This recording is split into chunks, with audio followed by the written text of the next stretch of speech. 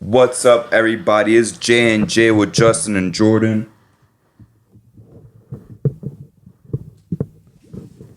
What we got today, Justin? So today we'll be talking about the FIBA World Cup, giving our award predictions for the NBA, Yes, sir. and we're gonna get into it. First of all, how did you feel about the results of the FIBA World Cup?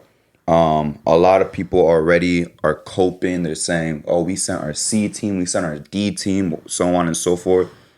But like, I'll be real with you. I don't really like what they say. I'll get more input on that. But like, how do you feel when people are saying like, "Oh, we don't care because we sent our C team and shit like that"?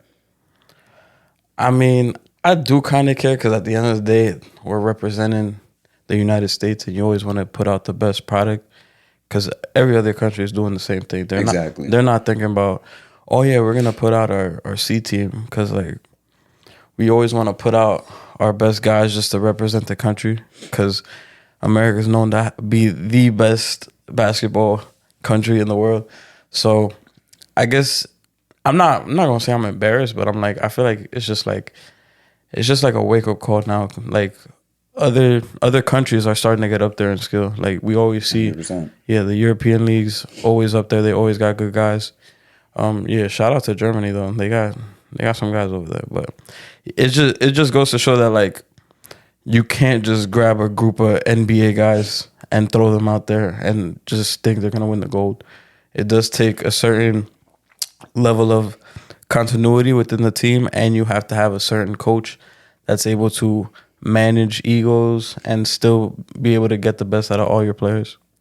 Honestly, I will say one thing that I do disagree with. I don't think it's anything to do with continuity. I think it's the coaching. Talent wise is why when people say we sent out our C team, I say that's an excuse because at the end of the day, we still sent out a lot of fucking all-stars, and talent wise, that team was a whole tier, maybe a couple of tiers ahead of every other team in the tournament. So that's why I was embarrassed, even with our so-called C team, because you have Brunson, you have Halliburton, you have Anthony Edwards, you got Walker Kessler, you got Dwayne DPOY, Jaren Jackson Jr. You have all this talent. You got Paolo, you got all this talent, bro. And you still lost. You should have, bare minimum, I don't even think finals is bare minimum. Bare minimum is you got to win that shit, bro. And I blame the coaching. Truthfully and honestly, I blame the coaching. I understand the rest of the world is catching up, but it's like at the same time with Steve Kerr saying, oh, it's not 1992, the rest of the world is catching up. That's not an excuse because no matter what, per capita, forever, we're always going to have the most NBA players out of any country because the NBA is based in the United States.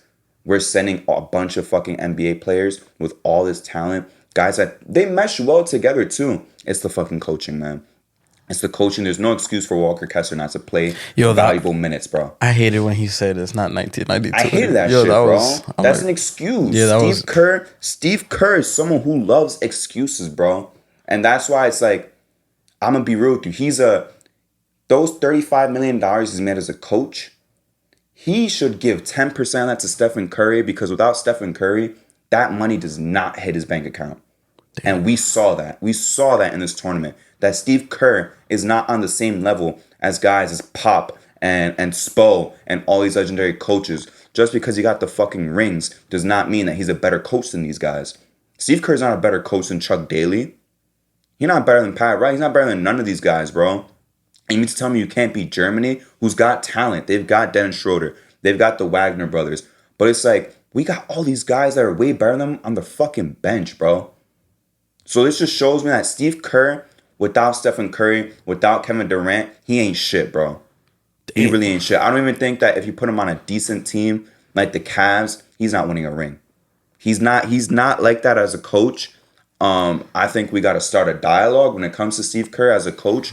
I think he's a good coach, but to put him in this echelon of like top 5, top 10 coaches, the greatest coaches of all time, he got no spot in there, bro. No,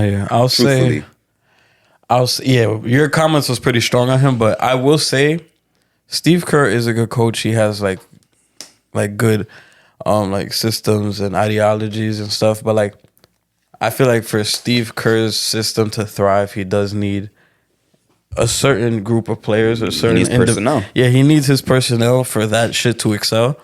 So I guess, yeah, I could kind of see your point. Which will hinder, like, when we talk about legacy and stuff, because you got other coaches that, like we just saw with Spoelstra, like he don't need the fucking best shooter in the world. Exactly. So, not yet, but I do think he is a good coach, but for him it really predicates on the talent around him.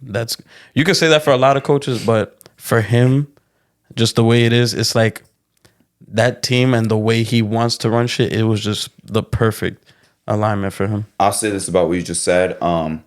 Yes, for a lot of good coaches, it predicates on the personnel, but this is what separates the great coaches from the good ones. Yeah, Popovich made the playoffs with Tim Duncan and David Robinson. Made the playoffs with Tim Duncan, Tony Parker, and Manu. And aging Tim Duncan with Manu and Ginobili. He made it with Kawhi as the main guy. He made it with LaMarcus Aldridge and DeMar DeRozan. We've seen Spoelstra do it with LeBron and Wade and Bosh.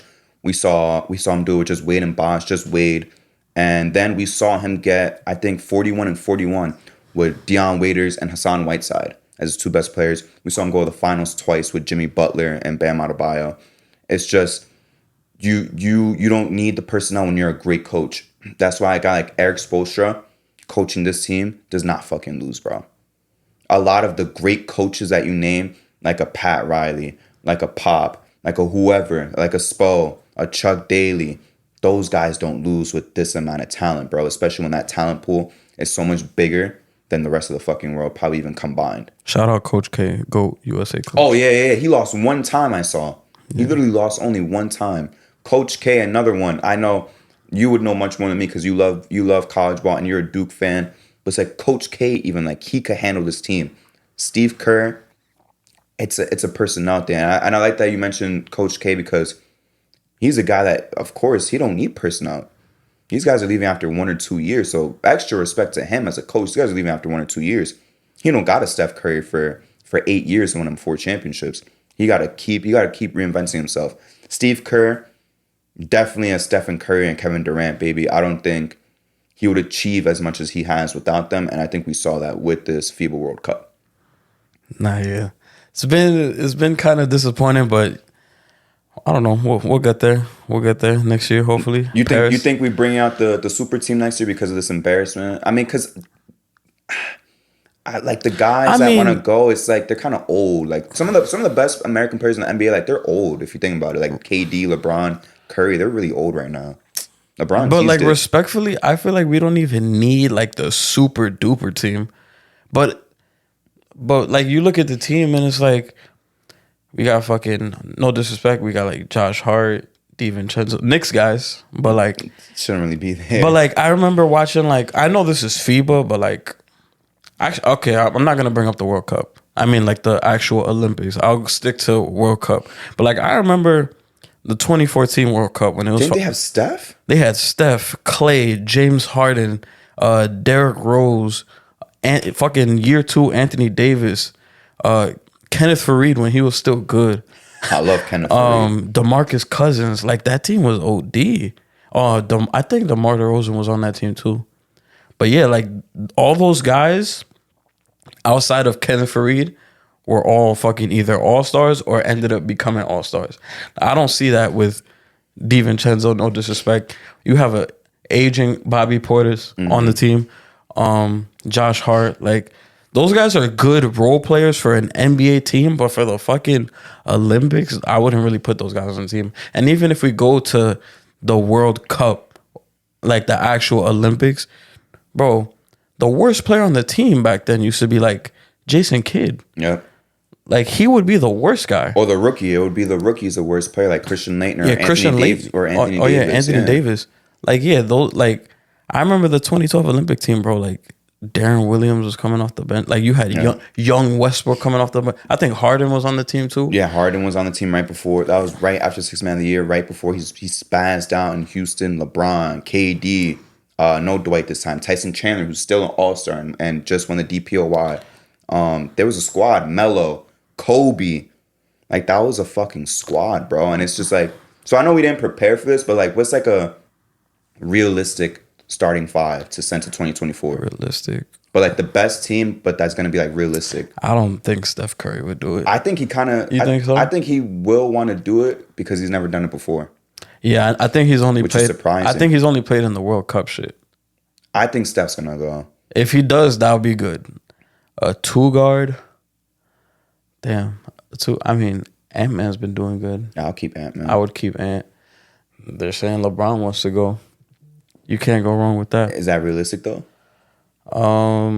He's been kind of like he's teasing it. Yeah, he's teasing it. So but like, do he really need a third gold medal? Not really. Yeah, I think it's just LeBron being LeBron. Nah, yeah. Like a good 3 that could go. I know Devin Booker's not 3, but he went last time, right? He went in 2020, or am I mistaken? Yeah, 2021. Okay, so 2021 to make up for it. I'm trying to think who would be like a good 3 then that cares about a gold medal that didn't win it already. I don't know if KD cares. KD don't give a fuck. KD already got 3. KD don't give a fuck anymore. I was saying Paolo. That would still be a good starting small forward for us. Either put him there or at power forward even. Yeah. But we need a real fucking center. I would love Bam to go back. If Bam could go back, that'd be clutch. Bam would be fire. If Bam could go back, that'd be really fucking key. And then like Evan Mobley off the bench. Yeah, Evan Mobley. That's a good shout out too. Evan Mobley off the bench, or if Bam doesn't want to go, start Evan Mobley. That would be disgusting, yo. So, Bam and Evan. Yo. So I'm trying to think. So we got Paolo. Let's say Paolo's either small forward or power forward. Who's left off? Who's left for that starting 5? You think Paolo would start on that team? I think so, dude. I think he's about to be an all-star this upcoming season. Paolo. So people were like, Kawhi Leonard. I'm like, that motherfucker not gonna play. Fuck. He don't give a fuck. Kawhi will load mans the whole time and play the last 5 minutes of the final. So he don't give a fuck. I don't think PG give a fuck. We don't really need PG anyways. Tatum already won. Jaylen Brown already won as well, but that would be a cool shout out too. Jaylen Brown comes back. Jaylen Brown would be good. Tatum would be. I don't know if Tatum would do it. I think he would be that 3 spot. But I think Brown is more likely to do it because I think Tatum's like just chilling. You feel me? Yeah.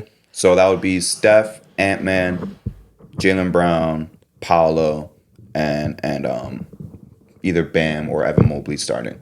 Yeah. That's a pretty fire lineup. That's better than what we sent out, to be honest. Yeah. Brunson could come off and the fucking bench. If Booker does play, he might get the nod. Yeah, he would get the start. He would get the start. And then, like I said, Brunson off the bench would be cool. What about fucking Julius Randle, bro? He's never done any of that shit. I don't think he's done any FIBA. He's definitely never gone to the Olympics. That'd be a pretty cool shout out. Yeah, he's never done it, but I wouldn't mind seeing it. I feel like usually whenever guys go to the Olympics, that NBA season, like right after, they always do pretty good. They cook. Like you said, Harden. Who else? We said, well, AD was a rookie. AD cooked as a rookie. You feel me? Like you just have like this resurgence. Perfect example is the Redeem team. Yeah. Kobe won a chip. And MVP. He won MVP right before, D Wade won scoring champ. LeBron won his first MVP. Mm-hmm. Melo took the Nuggets to the WCF. Yeah. So I'm excited because we have 3 Knicks on the team. So I'm excited to see what happens. But like, yeah, there's a lot of guys on that team where I'm like, damn, they could have a big ass season coming up. Yeah, I really hope we do. We don't gotta send the God Squad. Like, we really don't. We don't gotta send the God Squad, but we gotta send a better team than this. And like, I'll bring Halliburton back off the bench too with Brunson. And Trae Young said he wanted to play. Oh, that if Steph don't do it, then I'm perfectly cool with Trae Young. Trae Young was on Gilbert Arenas' podcast and he was like, yo, I don't mind going to play and I'm just passing the ball the whole time. Oh, that'd be crazy. Because I get to play with like all these elite guys and I don't have to be a scorer. And it's competitive too because he plays with those elite guys at the All-Star game, but they don't give a fuck. So this would be something actually competitive and he's playing with all the best players in the world. And shit, maybe he learned something, bro. Yeah. He could learn something. I want to send a good team out though. We should bounce back. We should win the Olympics. We should win the gold medal next year. No excuses. We should have won this championship, but hey, shit happens. Maybe coaching got to get a little bit better. Personnel got to get a little bit better as well. Yeah. So let's talk about the awards. We both want to do an awards prediction for this upcoming season. I think there's going to be a lot of good storylines going into this season. So what we did agree upon was we're going to have some of them is going to be like an obvious choice, like a super obvious or like boring pick. And next to that, we're also going to have our dark horse as well. So what award do you want to start with, Justin? You want to go Rookie of the Year? We could go rookie of the year. I mean, I guess this is like the least exciting one. The boring one, the obvious one is Wemby. You could go Scoot. You could go Chet. I don't really think those are dark horses. We already know everything about Wemby. Do we even have to say anything? I'm assuming you got Wemby too. Like, do we really got to say too much? For me, about it? I got Scoot if Dame is traded. Okay, but if not, I went with Wemby. Yeah, we don't got to say too much about Wemby. Yeah, at his floor is that he's one of the best shot blockers in the NBA, a good rebounder, and then his ceiling is just disgusting. Not yeah. I guess I think he's gonna be like a 16 point per game guy. Maybe like I think his rebounds not gonna be that crazy. Like 8 rebounds. Yeah, I said like 8. Pretty good. So that's like 16, 17, 8 rebounds, maybe like 3 assists, 2.5 blocks, bro. I'm going that high, 2.5 blocks. He's gonna be blocking the shit out of everybody. So it's just gonna be disgusting. We're gonna see him take threes. We're gonna see him handle the ball. I'm very excited to see Wemby because I want to see him against NBA competition every single night and see if it's legit. All due respect to Scoot and Chet as well. I think they're gonna come second and third respectfully in that order. But yeah, I think this is Wemby's award to lose. Nah, yeah, I was kind of looking to see who else could possibly win it, but I'm like, I mean, like, yeah, Scoot, like I said, if Dame gets traded, Chet has a good chance. But other than that, I was like, I'm like, Amen Thompson maybe, but shit would have to go great for him. Like, they'd have to figure out the whole lineup situation. But I think he has the talent to win it, but just based on like situation, opportunity for this season coming up, I don't think he'll get the chance to win it. So who's like your dark horse then? Dark horse rookie of the year? It would have been Amen Thompson. He's my dark horse. Yeah. That's why when you said it, I'm like, who's your dark horse then? It would have been him, yeah. But yeah, for me, it would be Scoot if Dame gets traded. If not, Wemby. I guess my dark horse, maybe I'll open it up, not just Amen.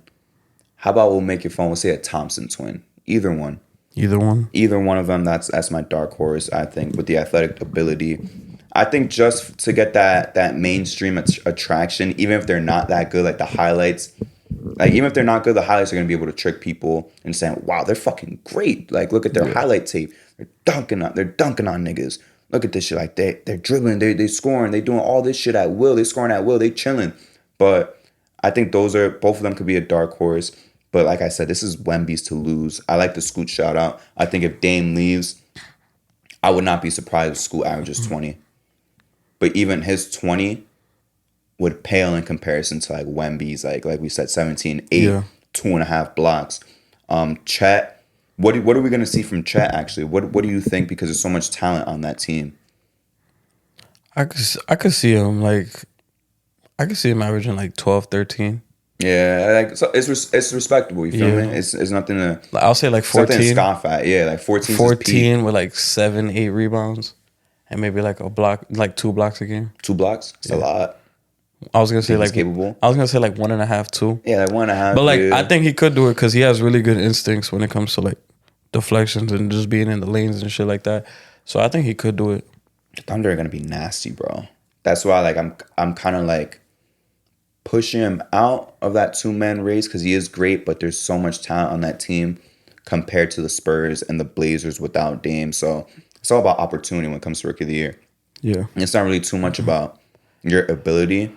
Like, it sucks to say, but it's really about opportunity, how much you're going to have the ball in your hands compared to everybody else, even if you're not as talented, because those stats are going to be more eye-popping. And we've seen that throughout the years, that sometimes it's not really the guy with the best ability, with the most talent. It's just like, the guy who got to average 19 on a shitty team because no one else has the capability to average 19. Yeah. So what about most improved? Most improved. For this, I got 2 guys. So I got Şengün. Okay. And then my other pick was Obi Toppin. Oh, okay.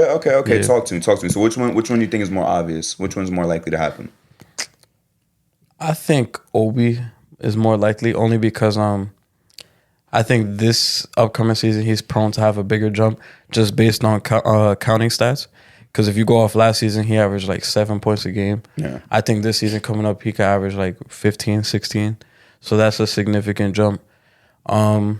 and he's gonna have the highlights. He's gonna have all this shit. He's going to a team that works out in his favor. It was funny because I saw a clip the other day. It was like, what the fuck was the Knicks doing in the 2020 draft? Because we passed on Halliburton, and then we drafted Obi, and then we gave Obi to Halliburton. Yeah, like, what the fuck was we doing? And that decision will always piss me off because I think about that drive to the beach where I was like, guys, we need Halliburton in this fucking draft. We fucking need him. Yeah. And we picked Obi. I'm like, yo, what the fuck, man?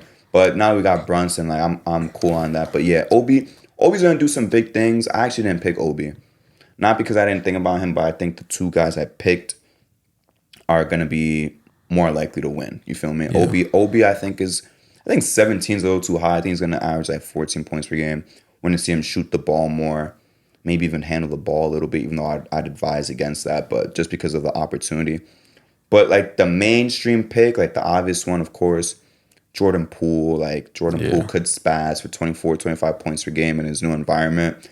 That's just because, again, highlights may trick people. He could even be an all-star just because he's the only guy that's going to be scoring the ball that much, him and Kuzma, you feel me? Yeah. So it's like he could easily win the award just because of that. He could average 24, 25.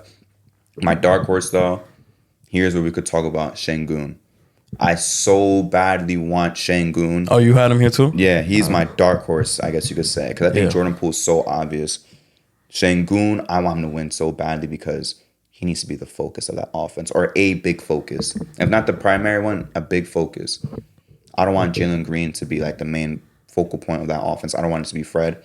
If it was me, I would love to run my shit through Şengün. Şengün is so fucking exciting to watch. Play, make, score. He could do it all, bro. He could do it all as a fucking big man. So I would love for him to get way more opportunity. We're going to see, man. I mean, new coaching staff, new teammates, an upcoming rookie right now, a top pick rookie, a rookie that fell as well in Cam Whitmore. But I want Şengün to get the opportunity.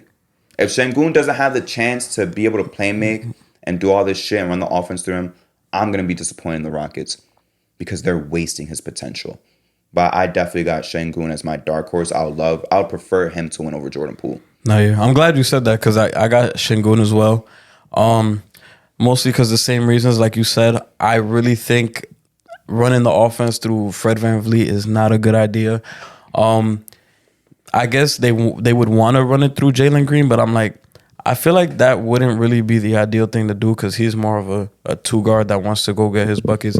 Obviously, you want to see him improve as a playmaker, but I think running the offense through Şengün is like the right thing to do because I'm just thinking about fucking Jalen Green don't got to worry about making plays. He could just go out there and hoop and do his thing. I feel like that would be the best thing for him. And yeah, Şengün just does a lot of shit that like, it's like crazy. Like you see him running, you're like, bro, he shouldn't even be doing some of the shit he's doing. Bro. And it's like, man, I'm like, I think if he could take that, his counting stats were pretty decent. But I think that's why in my head, I'm like, would they give it to him if his counting stats go up a little bit? Like a little bit, but his actual play. Yeah, his impact is like, because that's where I was going with it. I'm like, because last year I believe he averaged 14, 15. Yeah. So I'm like, if he jumps up to like 19, are they gonna be like, man? 19's pretty good, but I was thinking more so like if he jumps to like 17, I'm thinking like, who gives a fuck? Because I'm thinking about it in the terms of like, we see it that like he's taking initiative as being that primary playmaker for that team. Mm-hmm. And I think, I do agree that him being like the primary like facilitator for that team is going to go a long way for them. And then adding Amen Thompson is going to just pick up the pace. Just throwing lobs and then just, catch that shit. Yo, for real. That should be fun. Like, he's just in the post and he just like... That's actually a good combination because I feel like in the open court, having Amen Thompson as your playmaker, great. And then the half court, when shit slows down, you got Şengün, bro. Yeah, that's... Let him slow things out, bro. Let him slow it down. That's a great recipe right there. Because I think those guys are going to want to play way too fast, which is cool in the full court sense. Yeah. But in the half court, you got to slow it down. Just give it to Şengün. Late game, when it starts getting slow. Mm-hmm. Don't speed it up. Don't make your mistakes. Slow it down. Go to Şengün. Let him set the pace for you guys. Yeah. I think that's going to be the way that they're going to start winning games and get better as a team. Because, like you said, Jalen Green... Bro, just score. Just focus on scoring. You feel me? Fred, like, you're cool, but you're not part of the future. Yeah. A man, you could run the full court offense. But in the sense of the half court, let Sengun run the show, bro. Let him run the fucking show. It will be exciting. We'll see him play like, basically like Sabonis, bro. We could see him play like Sabonis. It would be exciting to watch. I'm a fan of Sengun's game already. So to see him take a significant jump, that'd be really cool for me. Yeah. So what about, let's get kind of one of a more so boring award, one award that kind of disrespected in the past episode. What about Sixth Man of the Year? I think this is kind of like an easy one for me. For me, Sixth Man of the Year, I went with Emmanuel Quickly. Yep. Only because he was so close to getting it last year and he didn't. So I think this could be the year. And then my dark horse is Christian Wood. Christian Wood? Yeah, he was my dark horse. We're going to talk a little bit about Christian Wood a little bit later, but that's a good shout out to Christian Wood. Is very talented. But what if he pulls a shit where he's like, I want to start? You know, what if he starts pulling that shit again? I mean, he should know, bro. If you look at that team top to bottom, I'm like, bro, there's no one you should be playing over. I mean, you could argue. I'm not saying he should. In his mind, he'd be like, yo, I should be over Rui. I mean, I feel like Rui gets his shit without interrupting the flow of the offense. I feel like Christian would he need it. But does he recognize that? You feel me? Like, that's what I'm saying. Like, I don't think he recognizes that shit. Like, he views starting as like this big deal for him. But it's about fit. If he don't realize it, fucking LeBron will let him know. LeBron will tell him that, bro. LeBron will let him know. Sit your ass on the bench, come out when I come out, and you could close the game with me too. Nah, yeah, he could contribute a lot to that team. Would you want him to close, by the way? To close?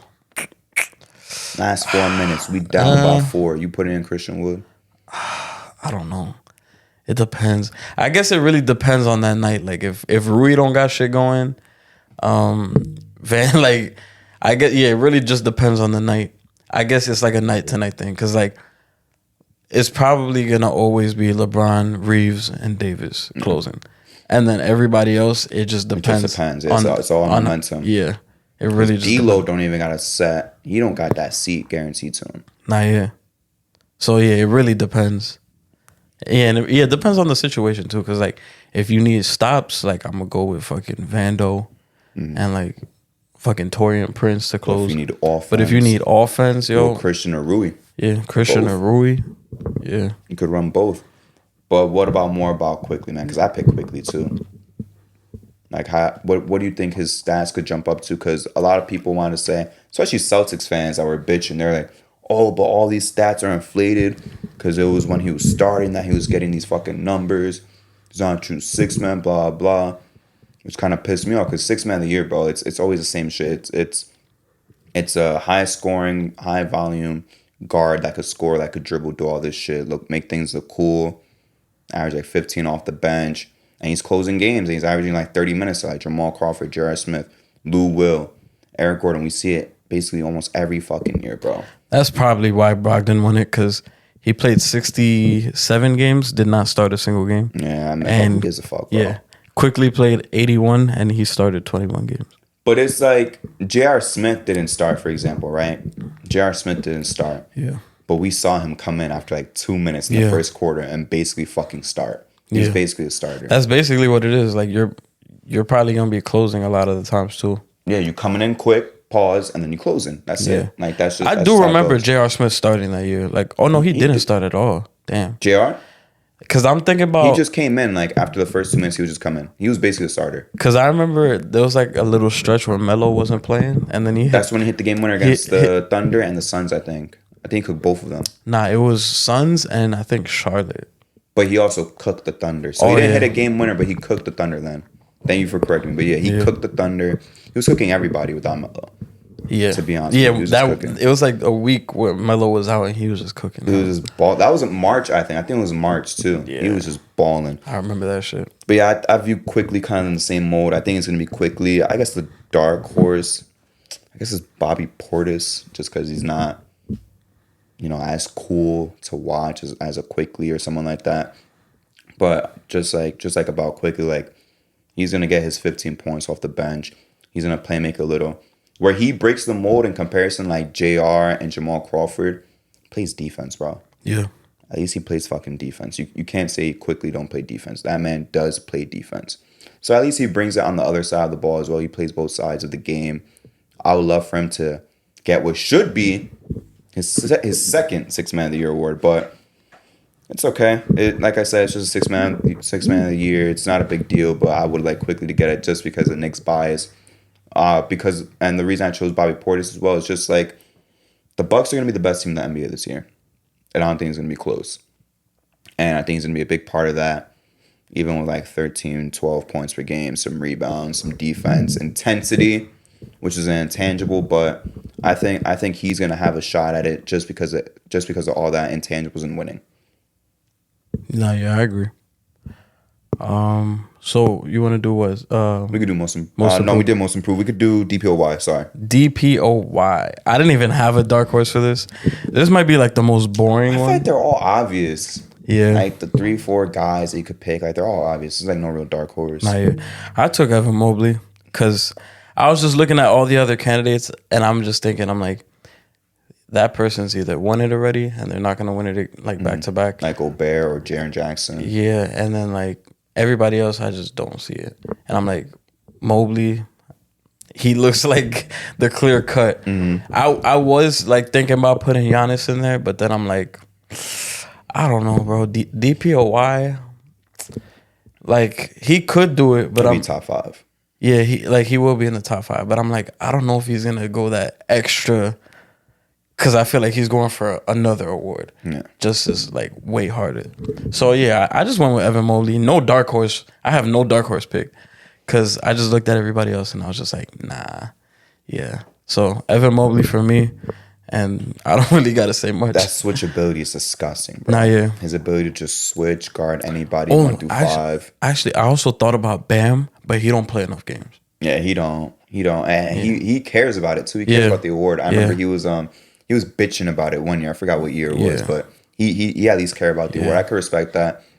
I agree with you as well. I picked Mobley, that switchability he's got. I wish we could see his defensive potential on full display if they traded Jarrett Allen, bro. Because I want Mobley to be that full-time 5. None of that Twin Towers bullshit. Just have him run the 5 full-time. Be able to switch 1 through 5, bro. That would be disgusting, man. I think it'll happen. It's going to happen soon, but not this season. Well, I'll tell you, if they go back to the playoffs and Jared Allen gets fried again. But that'll be next season. This season, like this season, trade deadline, we're not gonna see Jared Allen again. Nah. Yeah, it really comes down to the play. That's why I love the playoffs. Like, me too. Yeah, you see who got exposed, who really about it. Yeah, who people who raise their ceiling. Jamal Murray, some guy like that. But Mobley, I think Mobley's gonna hold it down. I guess this guy's technically a dark horse now because you didn't mention him. And we mentioned him last time, Walker Kessler. Yeah. I think he's going to get like 3 blocks a game, bro. I thought about it, but I'm like, I was like, damn, when have we ever seen a guy in year 2 win it? But then you never know. At the same time, Mobley's about to be in year 3. Exactly. So it's not that big of a deal. You don't got to be like established. You don't need like a set legacy when it comes to DPOY. I can see where you're coming from, like MVP. Yeah. Like with DPOY, like, who gives a fuck? Whoever's locking up is locking up. Somebody probably has done it before, but it's possible. It's completely possible. And what about like because we're picking big men. Like what about who's like that? I guess this would be a shout out. Who's like a perimeter guy who could do it? I guess Drew Holiday. Thank you. Yeah. Thank you, Drew Holiday. But I would have said start locking up. I would have said Drew Holiday like 3 years ago. He was still cold, bro, last year. He was. It's just that Jimmy was talking shit, and it made him look ass. You feel me? Yeah. But he was still locking niggas up last year, the year before. Of course, we saw him at his apex, basically, in that 2021 season, especially on the road to the finals. But maybe he puts in that max effort. He is getting a little bit older, though. Yeah. He could put in that max effort and just start locking up and be like, I want this fucking award. Marcus Smart shouldn't have won it over me. Which is true facts. Marcus Smart should not have won over Drew Holiday. Drew Holiday's a way fucking better defender than Marcus Smart. If I need to stop, bro, whether it's regular season, preseason, the finals, the first round, whatever, game 1, game 32 of the fucking season, I want Drew Holiday to make that stop for me, bro. I would not want Marcus Smart. Respectfully, I don't want Marcus Smart doing that shit. Mm-hmm. So maybe he goes out of his way to win that shit. Another perimeter guy, like what's like a random one? Maybe like OG. That'll be a random ass pick, but he'd have to go fucking crazy. He'd have to go crazy though. But he's a great defender, but he got to hit another level. Those are always my favorite when like the wing players win it. Yeah, me too. Because it's more exciting. It's like it's just like whoever got the most blocks. Because you're the one that's going out guarding LeBron, KD, like. And then you gotta guard Curry too. Sometimes you gotta guard Curry. Like when you're like stopping those guys or slowing them down, that's when I respect it more. But like 100%. DPOY. I guess it's cool when the big men's win it because like you're cleaning up a lot of the mess. But it's like but it's like all right. For me, it's blocking niggas. Like when Kawhi won his 2, I was hyped, bro. I was hyped. I'm like fucking finally, bro. Yeah. It's not Tyson Chandler. It's not Marcus Gasol. Or like, it's not Camby. It's not the same shit every year. Or like when Ron Artest won. Yeah, that was some real shit. Yeah. Marcus Smart was the only one that didn't move me, to be honest, because I thought I should have gotten Drew Holiday. That's the only perimeter guy that did not move me at all. That was the one where I was like, really? Yeah, I was like, what the fuck, man? Like, you're not even the best defensive guard in the East. I'm like, yeah, he's known for it, but I'm like, shit. I think they just, to be honest with you, I think they just gave it to him because he was bitching about it and wanted to do it like weeks before it happened. Yeah, because in my head, I'm like, bro, the only guard that's ever won is Gary Payton. Actually, no. Sidney Moncrief won it. Michael Jordan won it. Yeah, but point guard, yeah. He'd be the first one since Gary Payton. And I'm like, Gary Payton was on some shit when he won that shit. So it's like, unless you're on the same level or higher, like defensively, Payton, you deserve it. You deserve that shit. But Marcus Smart was on that level. I was just like, really? Neither was Drew, but Drew was closer to that than Marcus Smart. Nah, yeah, I feel you. Like Drew Holiday on every level is a much better defender than Marcus Smart. Like just straight defensive people say Drew Holiday's a better player. Well, obvious fucking Lee. But as a defender, bro, I'd much rather have Drew Holiday on my team any day of the week, bro. Any day of the week. What about Coach of the Year, man? Because we saving the most exciting one for last, of course. Coach of the Year, this is kind of one we could kind of breeze through. Coach of the Year, I got 2. Who you got? I got Adrian Griffin for the Bucks. Okay. First year head coach. We've seen it a lot of times. I feel like, especially in this, the end of last decade and a little bit into this one, first year coaches winning it. We saw, did Nick Nurse didn't win his first year, right? Or did he? I think he did. He might have. Didn't Steve Kerr win his first year? Yes. Yeah. Dwayne Casey won a couple years in, I'm pretty sure. Yo, that was fucked up. He won and they fired him. Oh, Tom Thibodeau won his first year as a coach, I believe. Yes, he did. Yeah. And he won it as a Nick as well. Dwayne Casey, they did him dirty. He won coach of the year and they fired his ass. That same fucking day, bro. Yeah, that's crazy. But yeah, I just went Adrian Griffin because I think the Bucks will have the best record in the East, and we'll get to see what type of things he implements into this team.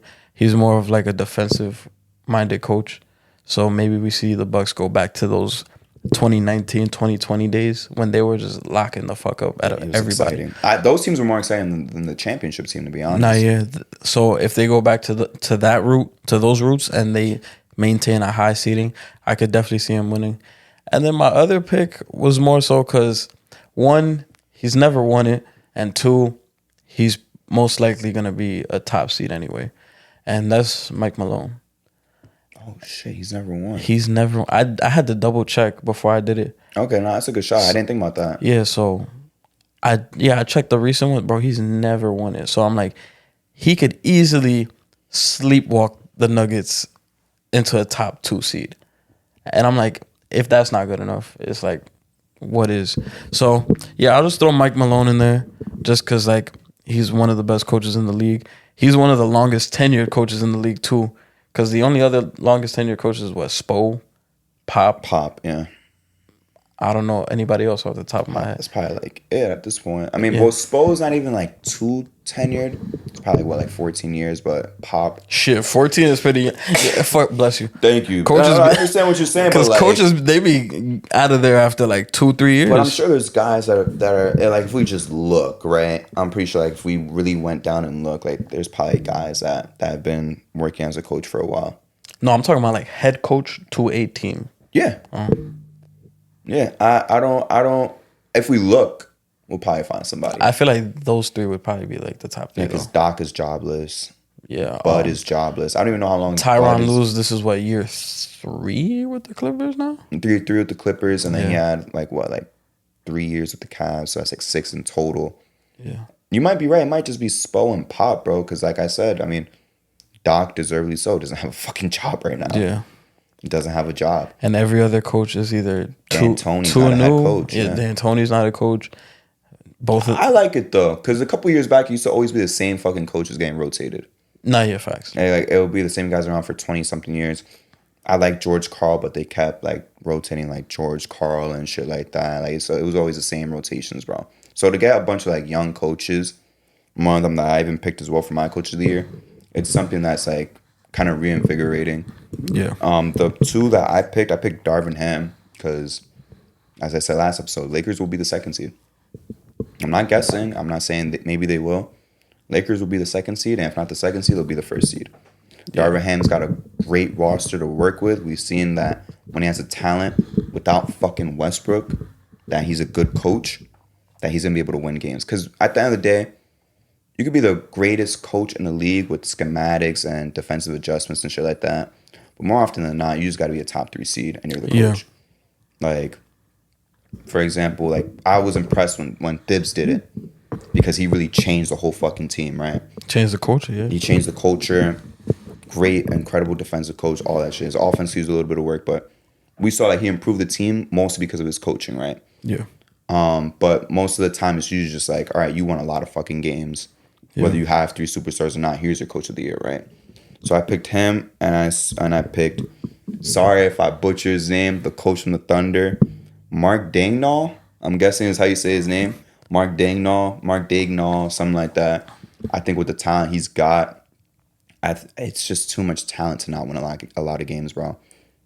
I could see them, if he's like a top 5 seed, another young coach as well, if he's a top 5 seed, he could be a coach of the year, bro. Considering where they just were last year and then the year before that, and he's been there for the whole journey, I don't see why he wouldn't win as a top 5 seed or at least be in contention for top 3. Nah, yeah, I considered other coaches, but like I didn't think they'd finish high enough. Like Will Hardy was definitely in consideration.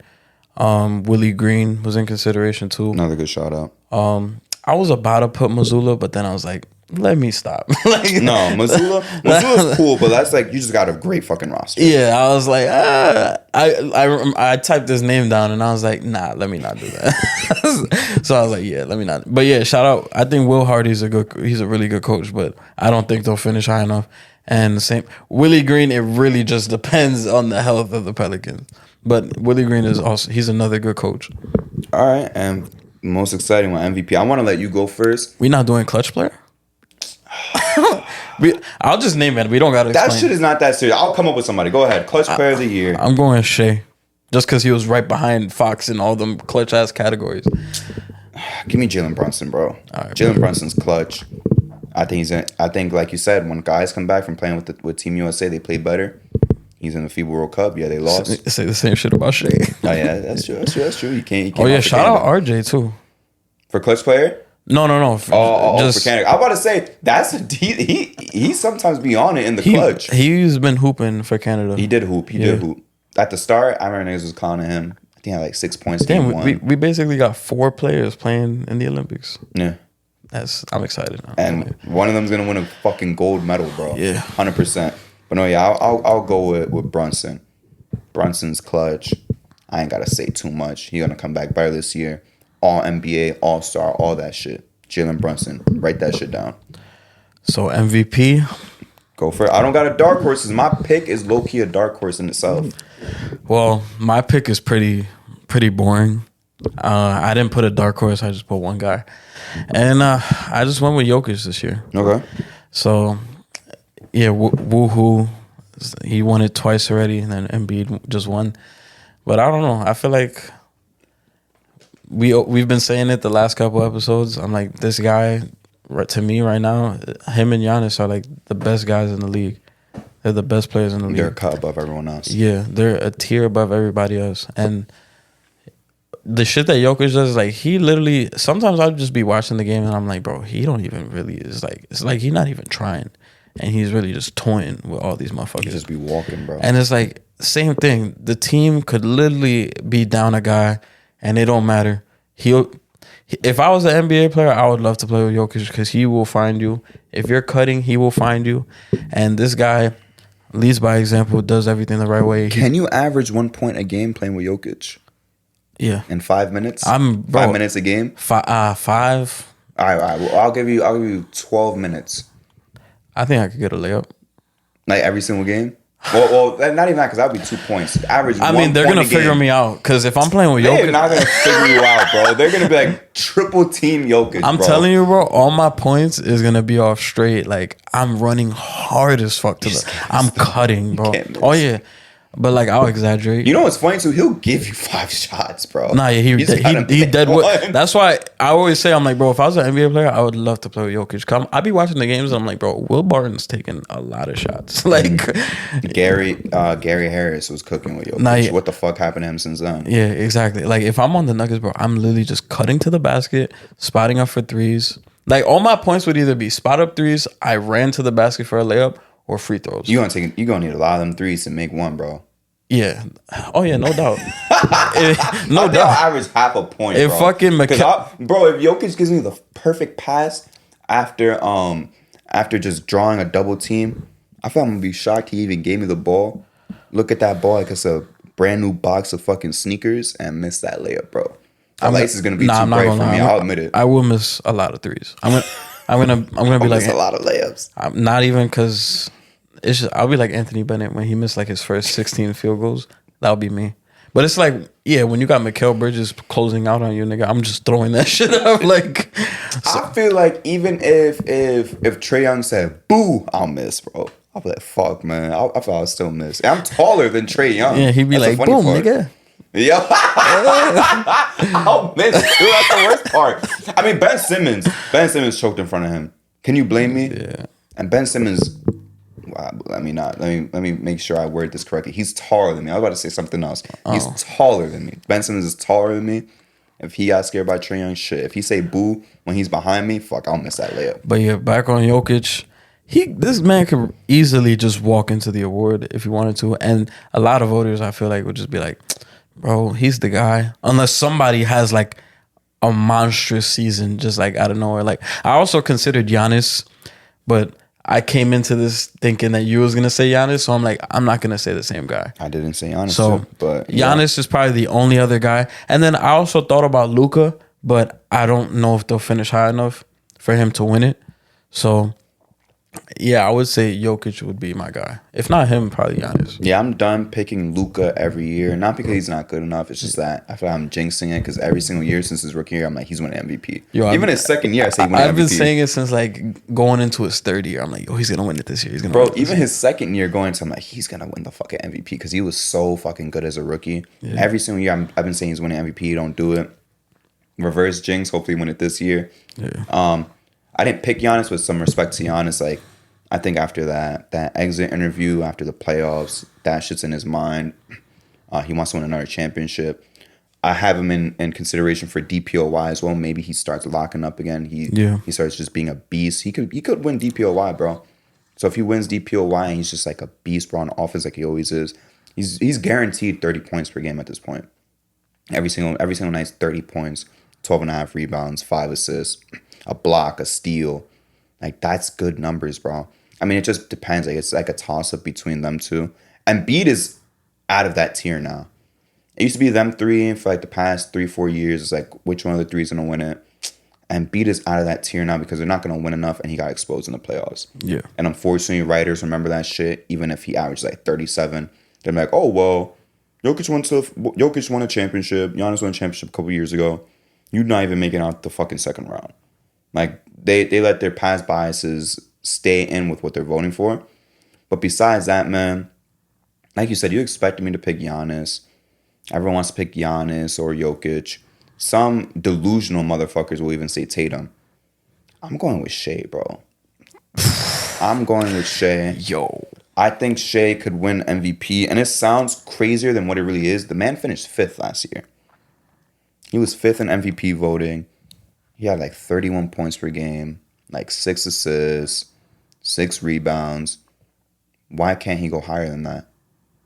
You know, you wouldn't be impressed if Shea even upped the numbers just a little bit.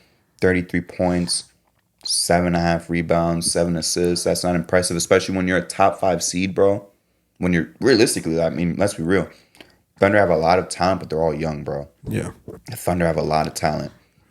Why can't Shea Young? Why I said Shea Young? Why can't Shea Gilgeous-Alexander win MVP? Explain to me. Because you look shocked.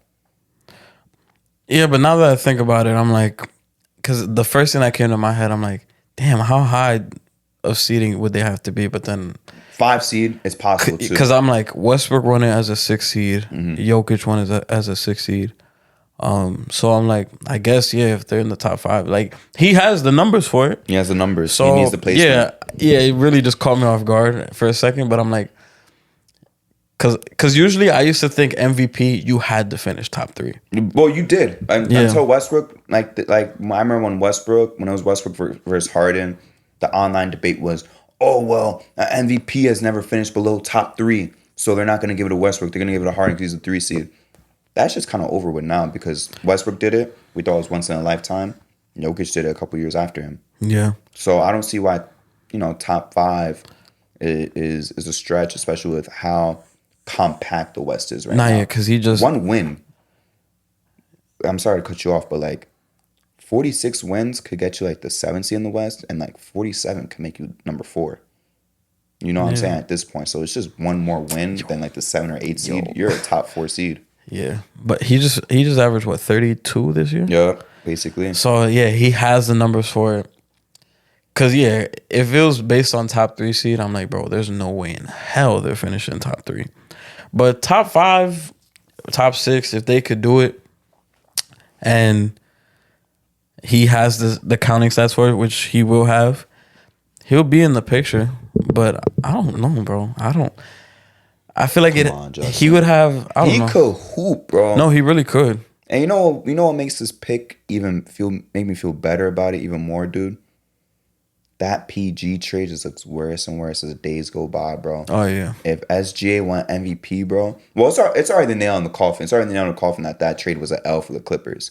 Yeah. If he won MVP, bro, I know the 6 Clipper fans out there are gonna be fucking pissed, bro. They're like, damn, we could have had this guy playing with Kawhi, and this guy actually plays fucking games. And we lost picks too. I'll be pissed if I'm one of those 5-6 Clipper fans in the world. I guess it's not really shocking. I guess in my head he would be more of like a dark horse pick, but he's your main pick. He is my main pick. Also, because here's another factor. Because I said they've been rotating the same 3 guys every fucking year. Yeah. Voter fatigue. Do these guys really want to give Jokic or Giannis their 3rd MVP? We know Embiid's not going to win too many games this year, and he has that stain on his resume like shit. You can't get out the fucking 2nd round, bro. Oh, Embiid's not winning another one. So he's not even finishing top 3. He's not winning another one ever again. So it's like he got his one. He's done. He's done. He complained for it. He got it. Yeah. So it's at this point where it's like, all right, well, voters like fuck. They're like at a standstill. Do we vote Giannis or Jokic? Who's gonna get their first to 3 MVPs, whatever, and so forth? Why can't Shea enter the discussion? And writers like, damn, here's a new guy to fucking vote for. Even just based off voter fatigue, why not vote for Shea instead? It's possible. It's completely possible. I mean, the same could go with like Tatum or Booker or whatever, but let's be real. Both of those guys have way better rosters than Shea. If Shea was to finish top 5, top 4 with the roster he's got, averaging 33, 7 rebounds, 6, 7 assists, I would give him MVP personally. That would be my pick. He's incredible. It's great to see how much better he's gotten every single year. I want to know if last year was kind of his ceiling or if he could just get a little bit better because he already finished 5th, bro. 32, yo, that's... I think... Imagine like 34, man. I think with wins. I think he could get 34. Yeah, with wins, bro. And he take a lot of free throws. The thing is, what a lot of people forget... No, he gets a lot. It's not even about bag when it comes to like averaging like 30 plus. It's about how often you get to the line. Because your game itself could carry to like 25 points per game, something like that. But getting to the line, bro, like when Harden averaged like it was like 36, right? If I'm not mistaken, he averaged like 36. He's getting to the fucking line, bro. When he averaged 34 the year after, he was getting to the line. When Kobe averaged that many points, he was getting to the line. So yeah, I don't know why we can't see Shea average 33, 34 points per game, like 7.5, 8 rebounds, 6 assists. I mean, those are small increments, but that's still improvement. As well as like he would most likely win the scoring title. And he's going to be a top 5, top 4 seed with the team that he's got because, like I said, man, it takes just one win at this point to separate yourself from like the 8th seed to like the 4th seed in the West. But yeah, so you got Jokic. I got SGA. Let's see who wins MVP, man. Let's see who's going to prove who wrong. I would like to see someone new, but yeah, SGA would be a fresh pick right now from the 3 guys that have been in rotation for like the past 4 or 5 years. But guys, that's our award predictions for the day. Justin, quick little housekeeping. Yeah, guys, if you follow us on Instagram, please don't forget to go on YouTube, subscribe at the J&J Podcast. TikTok at the J&J Podcast is going up every day. Like I said, Instagram, the JJ Podcast 1 is going up. We got other clips on there. Please give us 5 stars. And yeah, appreciate you guys. You already know how it is, man. That wraps up for J&J this time. We'll see you guys next week. Peace.